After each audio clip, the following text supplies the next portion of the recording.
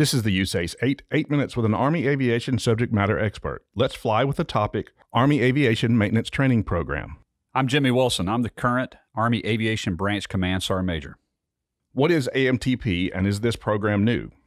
So the Aviation Maintenance Training Program, in concept, is not new. However, the program, the .71, is relatively new, and the implementation of the .71, the Aviation Maintenance Training Program, is several years old now, and we phased it in steps. So now we're at full implementation as of this past October. Why did we do this? So I like to frame this question. I get this a lot. If you were an Army aviator or a non-rated crew member in our branch, and I wanted to go back and find when you were signed off on a task in the helicopter, I could go back to the first time you were ever trained academically, the first time you actually ever did said task, and then all the way to when you were signed off as proficient on that task. However, as a maintainer, if I wanted to go back and find out the first time I ever did a task, a maintenance task on the aircraft, there is nowhere to capture that.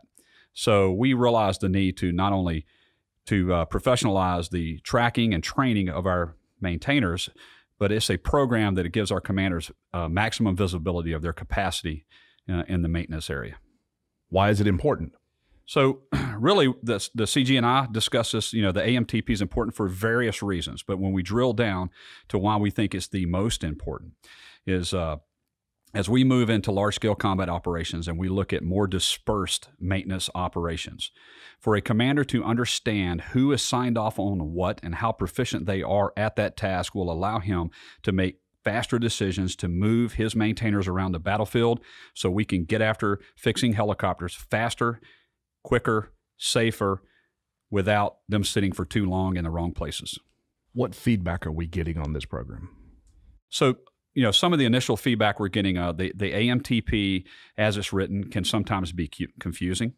Who's responsible for what roles? It's actually fairly detailed if everybody reads it. But verbiage is the first kind of first edition, so verbiage can be misleading at times. So a lot of what we get back is that the field doesn't understand who's supposed to do what and why and where. So how we're combating that is we're going to send a contact team around and try to hit every cab and all the regionally aligned Compo 2 and 3 units as well to go over exactly what it says and exactly what implementation should look like for the units who need that. We're also going to grab best practices from every unit and bring those with us and bring back that feedback we're talking about to continue to improve this. This is a living program, and we're going to continue to make it better. We're going to get rid of the stuff that's not working, and we're going to find new ways to make it better. You referenced the teams from DOTD. What do we know about when they're going into the field? So DOTD is looking to start this really after the first of the year is when they're going to go hot and heavy.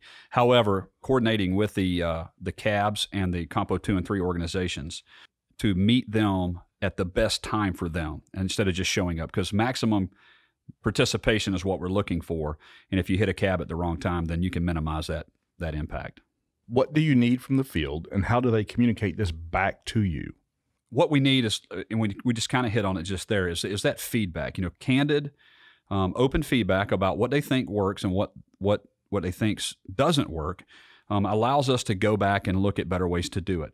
The way they've been communicating mostly is when I go out and do cab visits. However, the Department of Training and Doctrine here at Fort Rucker, you reach out to them. They own this document for the most part. So you reach out to them, you can get it. But up through your cab commanders and cab sergeant majors who I talk to about every 2 months, I have a sit down with, I call it the cab command sergeant major roundtable, and they give me feedback. And then the senior leader forum that we're about to have that we do annually is a great way for us to capture feedback. But I mean, anybody can email me and tell me what you think. I'm looking for feedback. So, don't be shy.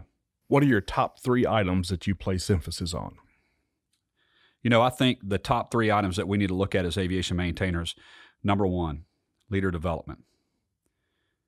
Plain and simple. Everything about what we're doing is developing aviation maintainers that are leaders in our branch. Documenting training is the second, if not, yes, maybe equally as important. You got to document this training. You have to administer this program and document it properly. And that's how we get after building aviation maintainer leaders. What else do you want the field to know? So, I would say, and I've talked to a lot of the CAB command sergeant majors, as well as many warrant officers, maintenance test pilots, 151 Alpha maintenance officers. And, I haven't had anyone tell me that they think this is a bad thing. I have had a few tell me that we're struggling possibly to get it implemented the way that we would like. And that's okay. It's a new program. And that's why we're going to send this team around. I want everyone to know that everything we're doing here is to build better maintainers. Everything we're doing with this program is to build better Army aviation maintainers. And I appreciate their professionalism, and I appreciate their support, because I get a lot of it from the field. Hey, we believe in this as much as you do. But that goes back to one of the questions is, I can help you. If you can help me, we can make this thing world class, by just providing proper feedback and proper emphasis. One thing I would add to the field is, the branch has always done incredibly good aviation maintenance. And this is just a way that we're going to document, track it, and give our soldiers something tangible in their hands to take with them if they choose to move on or when they move to their next unit. It's the right thing to do. It's probably long overdue. And once again, I appreciate everybody's support. Thank you for listening to this episode of the USAACE-8, brought to you by the United States Army Aviation Center of Excellence.